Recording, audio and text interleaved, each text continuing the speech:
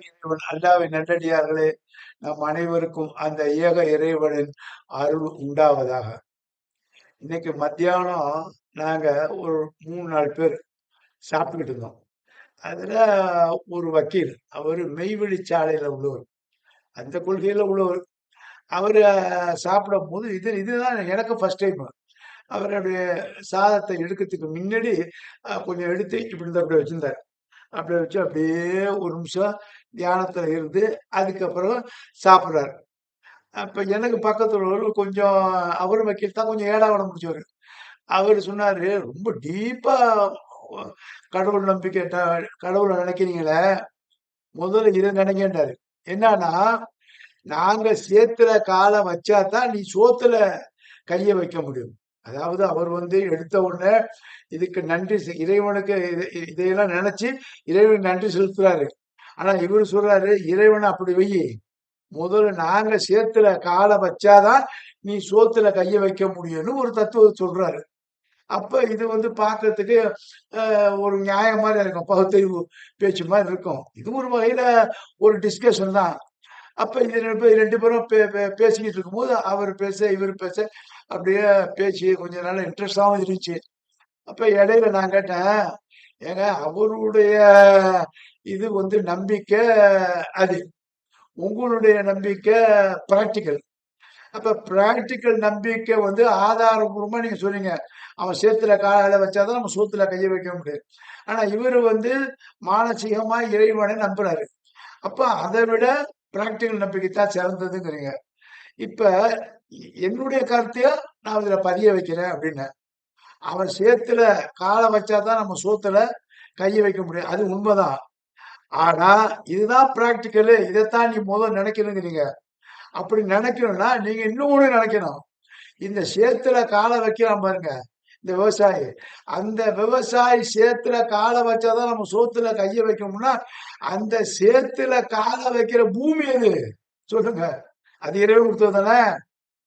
அது ஒரு பிராக்டிகல்னா, இன்னும் ஒரு பிராக்டிகல் என்ன? எதுல நீ கால வைக்கிற? வீட்டுல கால வைக்கிறியா? ஆகாயத்துல கால வைக்கிறியா? அப்படியே அந்தரங்கத்துல கால வைக்கிறியா? இல்ல.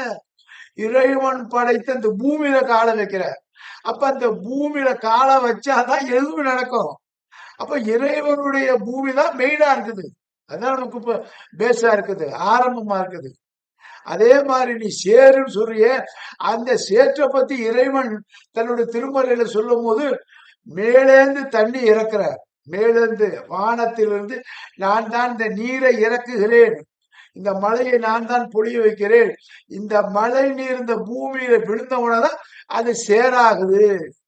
அது அந்த பூமியை அந்த தானியங்கள் பயிர்ச்செலவுக்கு தன்னை தயார்படுத்திக் கொள்ளுகிறது. அப்ப பூமி வறண்டு கிடக்குது. அந்த வறண்டு கிடக்கிற பூமியில இறைவன் மழை பெய்ய வைக்கிறான். அந்த மேகத்தின் மூலியமா மழை வருது. அந்த மழையை கொண்டுதான் சேறு கிடைக்குது. அந்த சேத்தை கொண்டுதான் நீ பயிற்சியல் பண்ற. அப்ப கால வைக்கிறான். சேத்துல கால வச்சாதான் நீ சோத்துல கைய வைக்கணும்னா கூட, நீ சோத்துல கைய வைக்கிறதுக்கு நீ கால வைக்கணும். அப்ப நீ கால வைக்கணும்னா பூமியில வைக்கணும். இதான் பிராக்டிகல். இதான் நம்பிக்கையினுடைய அசல். இத இறைவன் சொல்லி காட்டுறான். எப்படி சொல்லி காட்டுறான்னா, 60 56வது அத்தியாயம், அதாவது வாக்கியாம்பாங்க. அர் ரஹ்மானுக்கு அடுத்த சூறா 56வது அத்தியாயம்.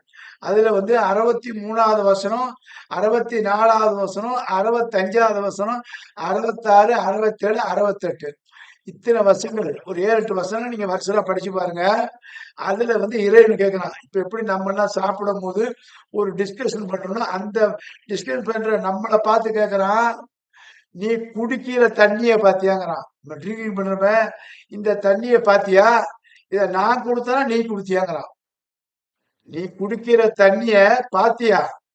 இதை நான் கொடுத்தேனா இல்ல நீ குடுத்தியா? அப்படிங்கிறான். அப்ப அவன் சொல்றான் பாருங்க, சேத்துல கால வச்சதான் சோத்துல கைய வைக்க முடியும்னு.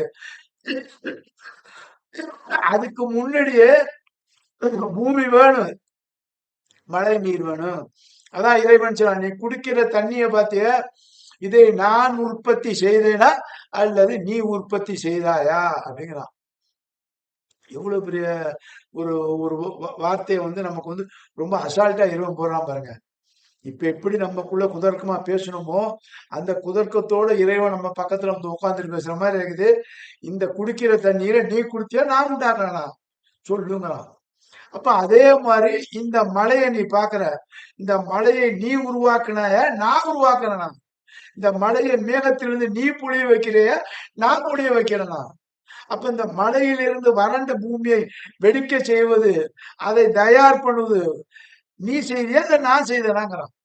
அப்ப எல்லாத்துக்கும் வந்து இறைவனுடைய ஆற்றல் வேணும்.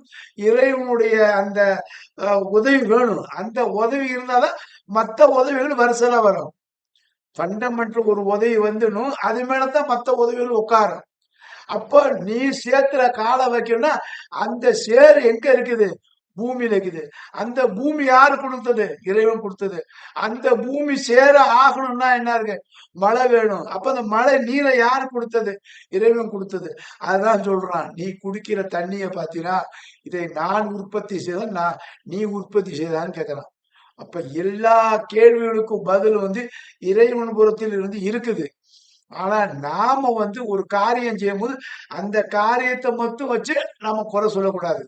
அந்த காரியத்தை மட்டும் வச்சு அவர் சரியா ரூட்ல போல, நாம போற ரூட் தான் சரின்னு நம்ம நினைக்க கூடாது. அதனாலதான் சொல்றேன், இறைவன் யாரையும் ஏளனமாக நினைத்து விடாத, யாரையும் நீ ஏளனமாக நினைத்து விடாத, உன்னை விட அறிவாளி இருந்து கொண்டே இருப்பா அப்படிங்கிறான். அப்படி சொல்லும் போது தான் சொல்றான், நீ அறிவாளிக்கெல்லாம் அறிவாளியா இருந்தா அந்த அறிவாளிக்கெல்லாம் அறிவாளியாக நான் அப்படிங்கிறான். நீ அறிவாளித்தான், உன்னை விட அறிவாளி அவன், அவனை விட அறிவாளி அவன். ஆனா எல்லா அறிவாளியோட அறிவாளிகளுக்கும் மேல அறிவாளி ஞான்கிறான். நான் தான் அறிவாளிக்கெல்லாம் மேல அறிவாளி, ஞானவான்களுக்கெல்லாம் மேல ஞானவான்கிறான். அப்ப எந்த இடத்திலும் இறைவனை வந்து நீங்க விட்டு கொடுக்க முடியாது என்பதற்கு இறைவனும் ஒரு பதிலா இருக்கான். ஆக இந்த ஒரு நல்ல நாள்ல நாம ஒரு டிஸ்கஷன் பண்ணதை உங்களோட பகிர்ந்து கொள்கிறோம். நன்றி, வசலாம்.